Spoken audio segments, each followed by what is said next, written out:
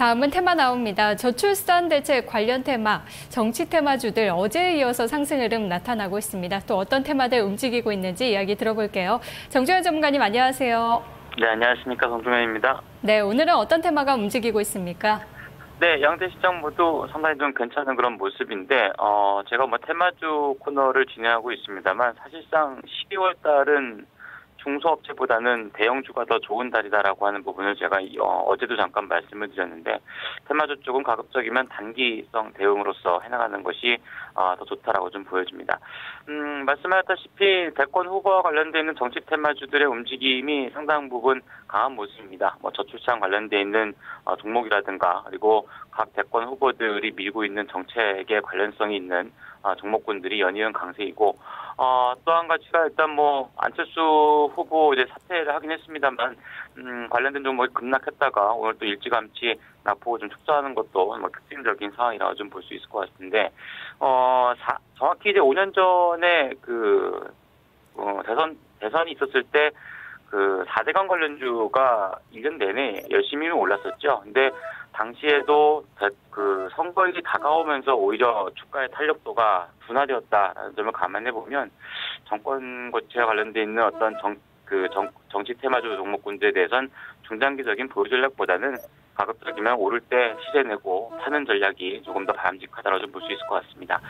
그 밖에도 전자결제 관련되어 있는 테마주들의 움직임도 최근 시장에서 꾸준하게 나타나고 있는 모습인데, 어떻게 보면 코스닥 시장에서 유일하게 크게 무너지지 않은 쪽이 전자결제 테마주 쪽의 움직임이 아닌가라고 좀 볼 수 있겠고요. 그리고 상당히 이제 11월 중순경까지 주가가 크게 내렸었던 AM, OLED 쪽의 종목군들 같은 경우도 내년도 시장에 대한 기대감으로써 일부 강세를 기록하는 것도 특징적인 상황이라 보여집니다. 네, 이 안철수 테마 궁금해하시는 분들이 많을 것 같아서 좀 여쭤보고 싶은데, 오늘같이 반등 나올 때 빠져나오시는 게 좋을까요? 원칙적으로 보면은 빠져나오는 게 좋을 것 같긴 한데요. 사실 해당 종목이나 테마주 쪽에 아마 좀 손해를 크게 보고 물리신 분들 같은 경우는 아마 빠져나온다는 게 이렇게 쉬운 결정이 되지는 않을 것 같습니다. 근데 사실상 지금 이제 안철수 후보 사퇴자가 할 수 있는 역할 자체가 결국에는 이제 단일화 이후에 약간의 좀 의견을 좀 표명한다거나 하는 정도가 되지 않을까 보이시기 때문에, 사실 어떤 정책적인 면에 있어서의 주가가 연속적인 상승세를 띠긴 좀 힘들다고 보여지고요. 그렇기 때문에 가급적이면 단기성 대응, 그리고 글쎄요, 일단 크게 물리신 분들에게는 사실상 지금의 어떤 시세 자체가 전혀 도움이 되지는 않겠습니다만, 일부 물량이라도 오를 때마다 조금씩 정리하시는 게 좋을 것 같습니다. 네, 오늘 공략할 테마는 어떤 쪽입니까? 예, 전자결제 테마주 쪽을 말씀을 드릴 텐데요. 사실상 어제 말씀드렸던 유가증권 시장의 낙폭과대 중국 관련 종목군들이 금일장에 어떻게 보면 가장 큰 테마주라고 보시는 게 좋을 것 같고요.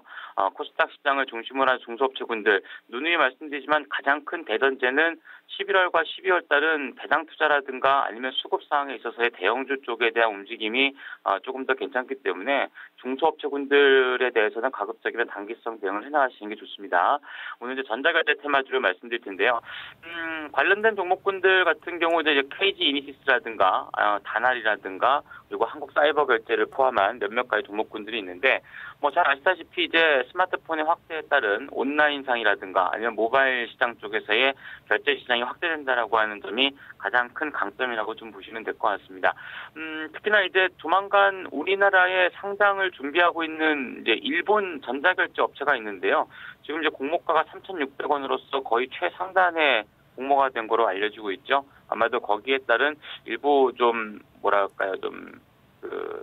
테몰이라고 할까요? 어떤 테마성의 어떤 움직임도 나타날 가능성이 좀 크지 않나라고 좀 보여집니다.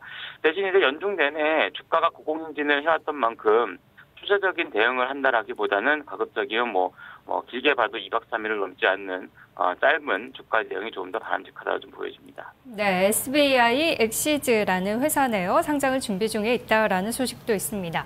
자, 그러면 기존의 전자결제 테마 가운데 공략해 볼 만한 종목들 어떤 건가요? 네, 오늘 한국 사이버 결제 말씀드리도록 하겠습니다. 잘 아시다시피 다날과 함께 시장이 어떤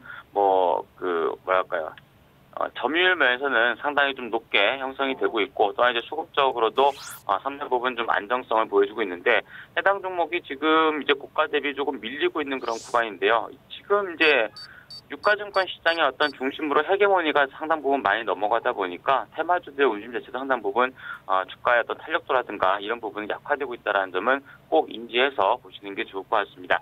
1시간 전 시세로 봤을 때는 13,700원권역의 매수 주가의 어떤 움직임이 좋을 거라고 보여졌는데요. 뭐 현재 주가 수는 나쁘진 않을 것 같고요. 대신 이제 상방 쪽으로는 올해 2번 찍었던 전고점 수익대, 쌍봉을 만들어 놓은 가격대인데 15,000원권역을 넘기는 굉장히 힘들 거라고 보여집니다. 최근에 수급 자체도 이렇게 아주 좋진 않기 때문에 전고점 수익대까지 올라간다면 매도를, 그리고 손절매 가격도 현 주가 수준에서 매수한다고 해도 13,000원권의 하향 이탈은 빠르게 손절 대응을 할 수 있는 조금 단기성 대응으로 해나가시는 게 좋을 것 같습니다.